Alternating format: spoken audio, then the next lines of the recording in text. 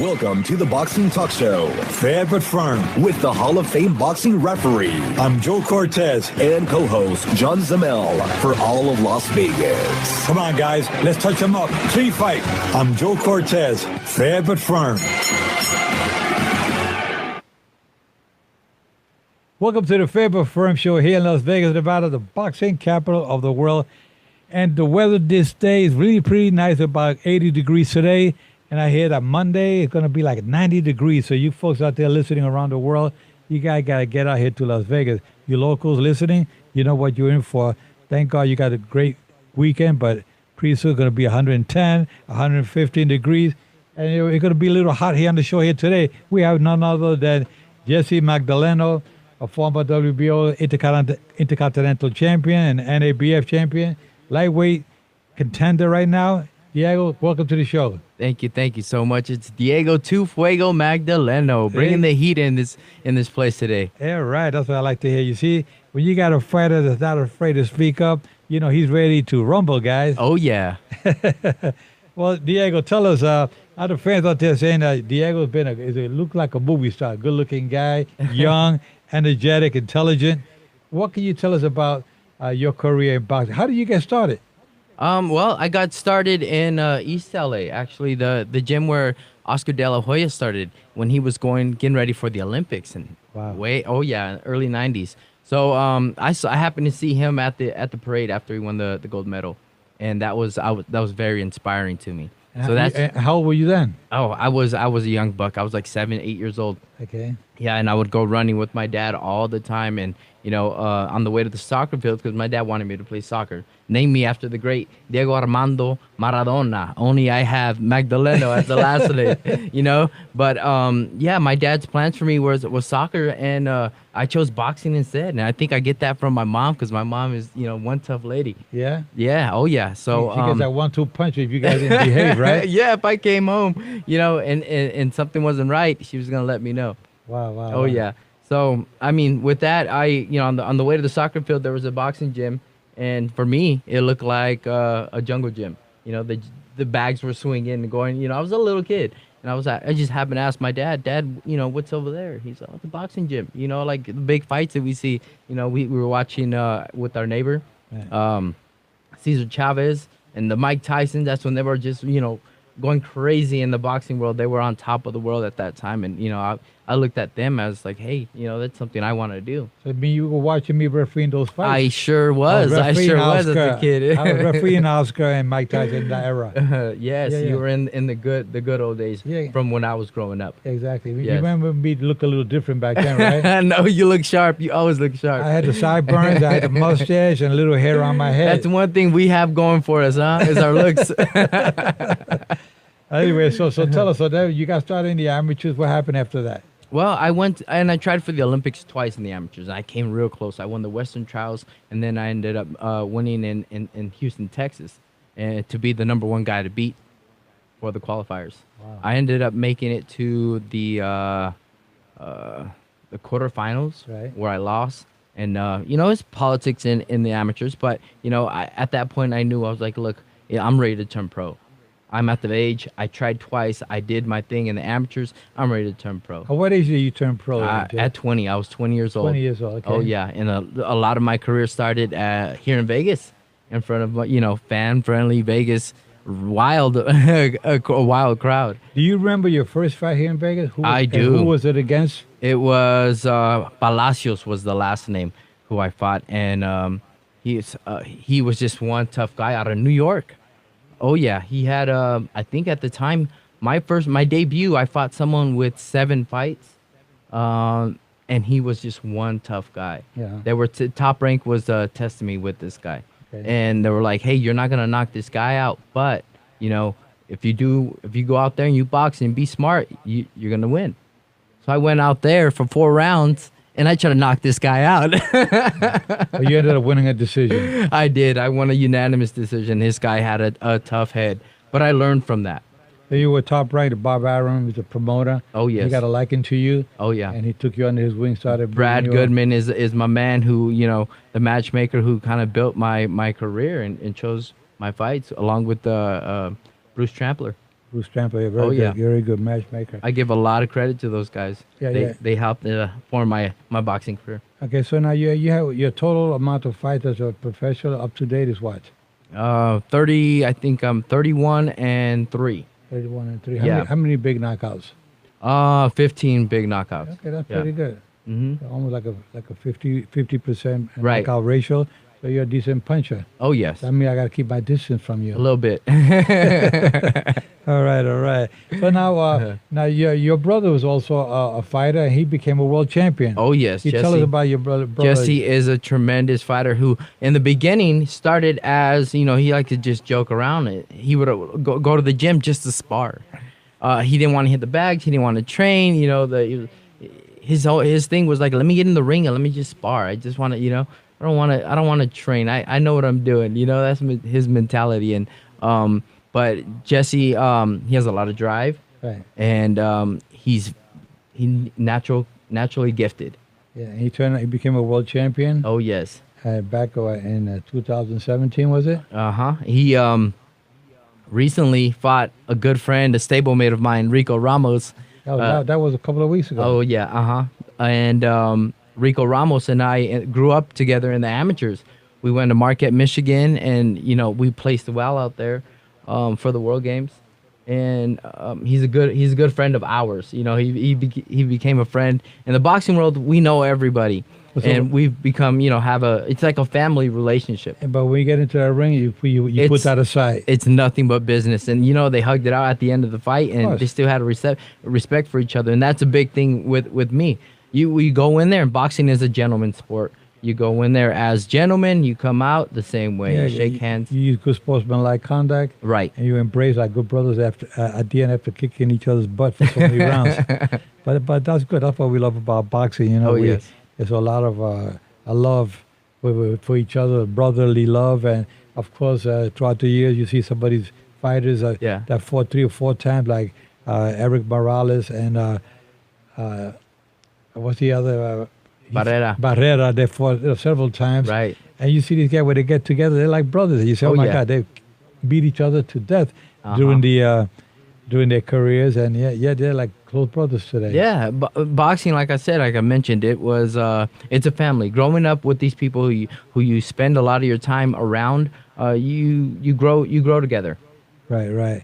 I think that boxing really is a sport that we want all young folks out there to understand that this is a way to teach your children a discipline, right? Get them on the right track. A lot of these young kids today, as you well know, Jesse, Diego, I'm sorry, that some of these young folks they have a little problems out there, and they can't seem to get on the right track. But you get them into boxing, it teaches them discipline, and of course the self-esteem and the confidence level all kicks in. Oh yeah, well Shannon Torres and I, we work with the kids from from Clark County, and when we go and visit these schools, we ask the kids, how many of you guys box, and a lot of them raise their hands, right? But they don't know the difference between boxing and street fighting. Yeah, I'm like, I'll ask them, what gym do you go to, and they don't have a gym. They don't have a coach. Right. Like, oh, we do in our backyards. That's not boxing. Right. Boxing is safe. It's done with the referee. Right. It's done with judges. There's with people who know the sport. Right. Fans out there listening, we're gonna go into a little brief commercial, and we're gonna continue talking to Jesse about the sport of boxing. We'll be right back. Welcome back again to the Faber Firm Show here with Joe Cortez and my co-host today, Diego Magdaleno. I keep saying Jesse because I keep thinking about his brother, but Jesse is his brother, a former world champion. Of course, today we're talking with Diego in reference to these young fighters, and of course Diego's career as a fighter himself, and looking to be a movie star. He's so good looking. I don't know. Thank you. That's appreciated. But anyway, talking about these kids, Diego, these young fighters that need some direction in life, and how did that help you as you were growing up? Well, when I grew up in a rough area in LA, and it was just one thing that my dad wanted to pull me away from my surroundings.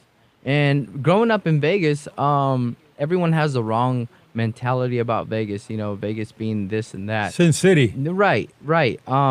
But it's your surroundings, who you surround yourself. And I preach to these kids, I tell them, watch your surroundings and get focused on where you have to go and where you want to be. Exactly. I think that boxing definitely is a good sport. Not necessarily boxing folks out there watching and listening. That any sport that you get your children involved with is good because it keeps them at least focused instead of being.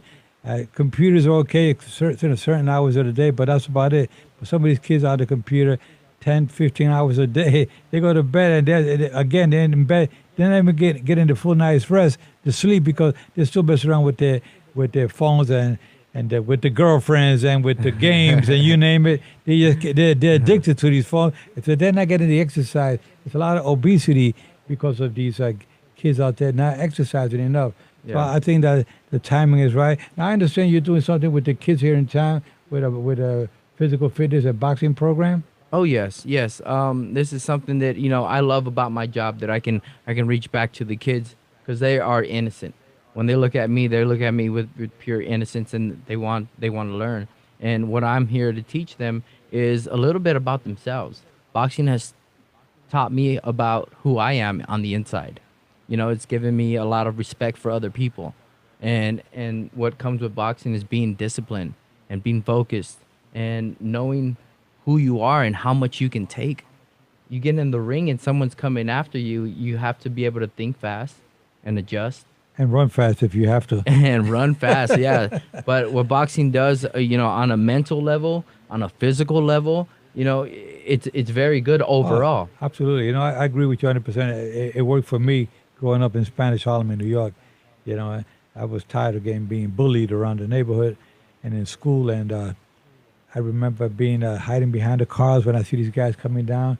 It was not a good thing to be involved with you being bullied.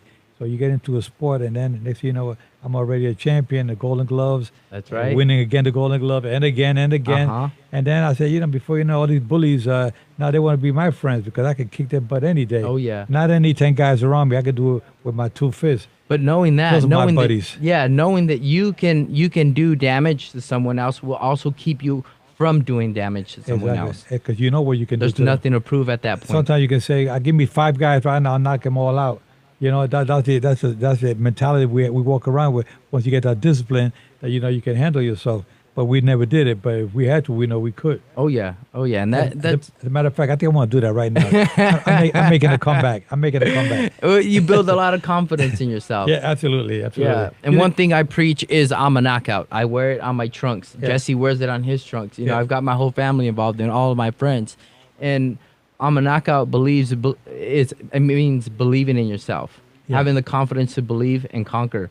And that, when I preach that to the kids, they jump on it right away. Yeah, I was reading the paper this morning. It talked about some seniors. They said the seniors are getting attacked these days when they walk into their cars and whatnot. And they said, talking about somebody who was 62 years old and got all beat up by some guy. I said, man, I wish that would have been me. Yeah. Because me, at my age, man, I can still knock out guys. I know I can. I hope that those guys attack me one day.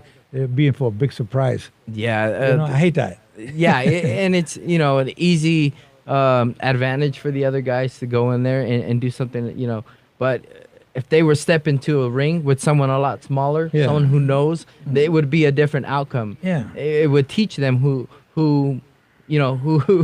what they can do, exactly. As far as a boxer goes. It's so important that we talk about this, about the boxing with your folks that are listening, because it's something really very good for your children to get involved with. Now, you've gone through different stages in your life with going through the amateurs, going through the pros, and you have a program coming on now. You're going to do on social media. You're going to be doing shows, teaching classes on boxing with kids and adults. Oh, yeah. With a young lady named Susan. Oh, yes. We've been talking and, working things out. And, hopefully in the future we get together and we make something of this, because I think it's very important for the kids all over the world, to get involved and get started and have, set goals, to have something to motivate them, to get them started. Now, you've been motivated to do other things in life. I understand you're a realtor now. You got your license. You're a realtor in Las Vegas. And you want to buy a home or rent a house or whatever in Las Vegas, you got to call Diego Magdaleno. That's right. I went, this is the first time I opened the book and read through it and passed tests. You know what I mean? Because I am a physical learner as far as, being able to learn, I'm very hands on. I'm a boxer. I learned that way. But for me to do it with with the 2-year-old and not having the time to go to school for it, I really pat myself on the back for it. And it's something that I know that was tough and uncomfortable for me. But if you try, you can succeed. If you sit down and put your mind to something, even if it's uncomfortable, you can do it. And I'm proud of myself for that. I'm proud of you too. I'm glad that you were able to do it. I mean, that you didn't take that many punches to the head. No, you still got a spark, a little old flash. Yeah. Well, that's what I want to kind of put out there to to all the boxers. We have this reputation of all we know how to do is fight. And what happens after boxing, and that's something that close people and real good friends of mine have been telling me, like, hey, you need a plan B. So with that being said, I want to educate myself, my mind, and the people around me in real estate. So that's why I've made some money in real estate before, so I have a little glimpse of it. I want to really get in there and know the market and what's expected to come. We have the Raiders coming. We have Google in Henderson coming, our neighboring town. And these are big things that are going to change Vegas. Yeah, and about people looking for homes to rent or to buy. Right. And some people want to sell. The market changes every day. And where can they reach you? They can reach me at vgko.homes@gmail.com. That's my personal email that I do business with. Repeat that again. It's VGKO, stands for Vegas Knockout. .homes@gmail.com. And if they want to reach you by phone number? And if you want to reach me by phone number, that's 702-882-4574. Okay, only for business. No, he's a good-looking guy, but he's not. He's single, but he's not ready to mingle. Anyway, but Jesse, you really are an inspiration to a lot of folks out there because you give fighters, and not only fighters, but people in general, hope that there is a second chance in life to do other things. You can change career. You change from one career to another. Right. And you've proven it that you can do it. Oh, you definitely can. To get out there and do something uncomfortable and feel good about it is, where I'm at right now. Broadcasting's another thing that, I've always had my mind into. So yeah, there's a lot of different projects I want to get into, and I'm gonna take them down one by one round at a time, just like we know as boxers do it. Yeah, exactly. Anybody that they're listening in the entertainment field, you need a good-looking guy, intelligent, a good voice, and it could be a good broadcaster. Mm-hmm. He's here. Diego Magdaleno is a man that's ready to take on any new challenges in life. Yeah, I want to change the standard. The standard of fighters ending their career and then you don't hear about them anymore. I want to stay in the boxing world. I want to keep my name relevant. I've done some good things in boxing. I have 2 titles that I hold, the NABF and the WBO, that I'm proud of. And you have to kind of, like I was saying, your plan B, your exit plan. I want to do it the right way. I don't want to hang the gloves up, on a bad night.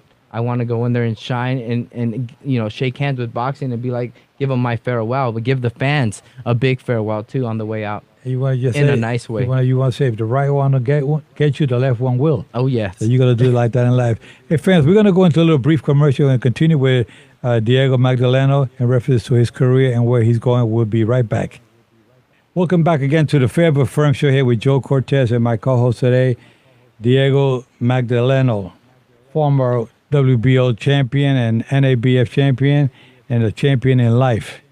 He's really got it all. He's got it all. I'll tell you, he's as sharp as they come, good looking, dressing really sharp, and got all his senses. He's taken a few punches, but not enough to put him down, so he's still a champion. I say champions are those that quit. Diego never quit. You may lose a fight. You're only a loser when you quit, and Diego's not ready to quit. Oh, I hear you on that one. And I can't. I agree so much with that. I want to be a champion as far as boxing goes, a champion at life too. Yeah. I have a different outlook on boxing. Yeah. And to be a champion, it's more than just getting in the ring and walking around with these titles. Exactly. It's very, very important. I also want to thank our sponsors out there, Into Boxing, been sponsoring, and La Mansión here in Las Vegas, another assisted living, La Mansión Senior luxurious sister living in Las Vegas, opening up in June. We want to thank them for sponsoring the show. And Diego, you've had sponsors throughout your life, not only in the entertainment world with boxing, but you have people to sponsor your career, whatnot. We have a lot of fighters out there that are really moving up the ladder. They've had good sponsorship. We're talking about one specific fighter, and that's Canelo Alvarez. Saul Canelo Alvarez, who's one of the top fighters in boxing today, and Golden Boy has been promoting him. And he has a fight coming up May 4th here in Las Vegas against Danny Jacobs, former middleweight champion of the world. What can you tell us about that fight? Your take on that? That's an interesting fight, and I think the boxing fans can't wait to see that one, because you have an experienced fighter in there as Saul Canelo Alvarez, who's just been dominating and looking so impressive. The fights with him and Triple G, I'm looking forward to another one of those because they were just so good. But he brings a big Mexican crowd, a big fan base. That's always good for Vegas and for boxing. Danny Jacobs, who I've been, I've been a close friend with him, growing up in the amateurs. He's a lot older, but I would see him at nationals all the time. He was a national guy, and he was the guy that everyone was talking about. So he's got quite the experience himself in the boxing ring. Well, being that he was a former middleweight champion, he lost to Triple G, Gennady Golovkin 2 years ago. A lot of fans felt that he won that fight. Yes. And Canelo, had some difficult fights against Triple G. As a matter of fact, a lot of fans thought that Triple G beat Canelo the first time around, and some even the second time around.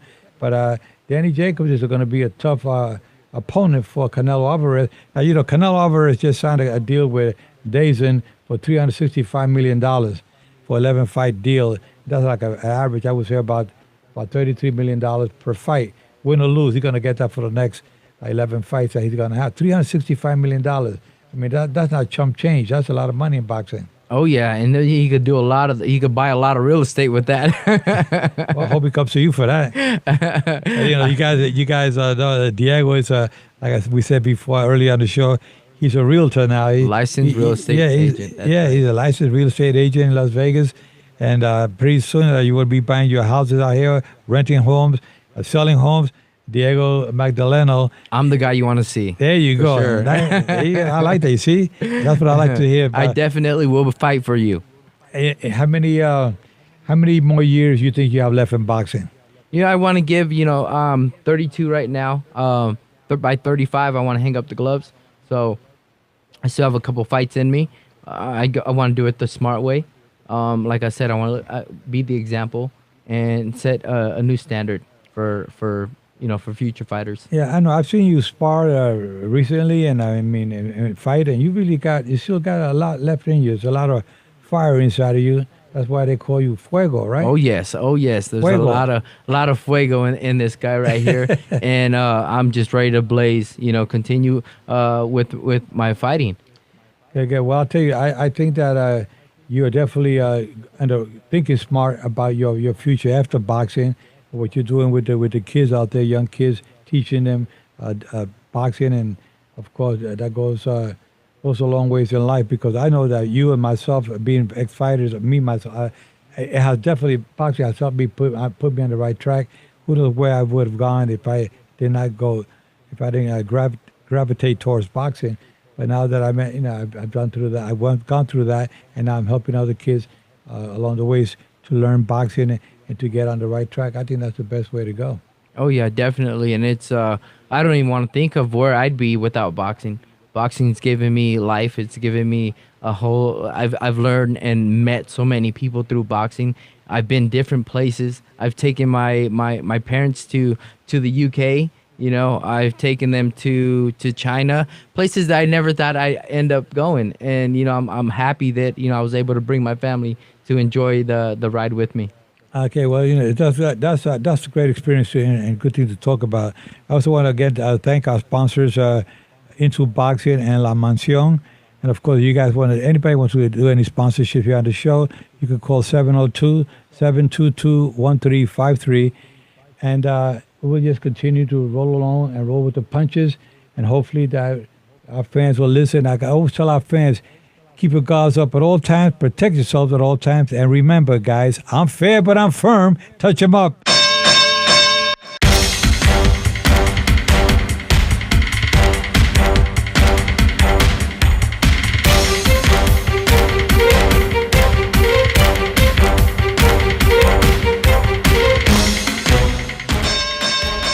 Fair but firm with the Hall of Fame boxing referee. I'm Joe Cortez for all of Las Vegas. Come on, guys. Let's touch 'em up. Clean fight.